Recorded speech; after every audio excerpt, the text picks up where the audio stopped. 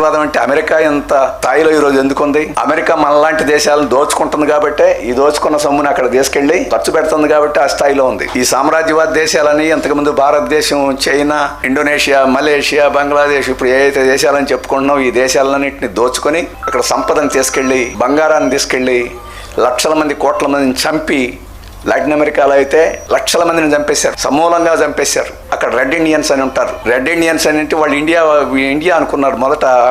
America నుంచి అక్కడికి పోయిన వాళ్ళు, యూరోప్ నుంచి పోయిన వాళ్ళు ఇండియన్స్ అనుకున్నారు. అందుకని ఎర్రగా ఉన్నారు ఇండియన్స్, అందుకని రెడ్ ఇండియన్స్ అని పెట్టారు. మొత్తం రెడ్ ఇండియన్స్ లో అమెరికాలో ఉండే ఆ జాతిని చంపేసేసారు. ఇక్కడ నుంచి వెళ్ళి తెల్లల వాళ్ళు, ఇప్పుడు అమెరికాలో ఉన్న వాళ్ళు అమెరికాలో వాళ్ళు కాదు, ఐరోపా నుంచి ఎక్కడి నుంచి పోయిన వాళ్ళు. ఆస్ట్రేలియాలో కూడా వీళ్ళు వెళ్ళారు. ఆస్ట్రేలియాలో కూడా అక్కడ ఉన్న ప్రజలందరినీ చంపేసి ఆ భూములన్నింటినీ ఆక్రమించుకున్నారు. బ్రిటిష్ వాడు ఈ దేశానికి వచ్చి ఇక్కడ రాజులందరినీ తొలగించేసి ఈ దేశాన్ని ఆక్రమించి ఎట్ట పరిపాలన చేశారో, ప్రపంచాన్ని అంతటిని అట్ట దోచుకొని బంగారాన్ని, గనుల్ని, వనరుల్ని, పంటల్ని, వీటన్నిటిని దోచుకుపోయి ఈ రోజు ఆ రకంగా పెరిగారు. అటువంటి దేశాల్లో కూడా ఈ రోజు కార్మికులు తిరుగుబాటు చేసే పరిస్థితి వచ్చింది అనేది మనం అర్థం చేసుకోవాలి. అందుకనే పెట్టుబడిదార విధానానికి భవిష్యత్తు లేదు. మరి పెట్టుబడిదార విధానానికి భవిష్యత్తు లేకపోతే ఇంక ఏది మార్గం అని ఆలోచించడం మొదలెట్టారు. చాలా మంది ఇంకా సోషలిజం కావాలని కోరుకోవడంలా పెట్టుబడిదారి విధానం వద్దని చెప్పి మాత్రం అనుకుంటున్నారు. వాళ్ళు కూడా కొంతకాలానికి పెట్టుబడిదారి విధానం లేకపోతే ఏంటి మార్గం? మళ్ళీ పాతకాలపు రాజులను తెచ్చుకున్నామా? అందుకని అమెరికాలో నో కింగ్స్, రాజులు ఉండకూడదని చెప్పేసి, కాబట్టి రాజులను తెచ్చుకోలేరు, మనకు రాజరికం వద్దు, కాబట్టి ఇక మిగిలిన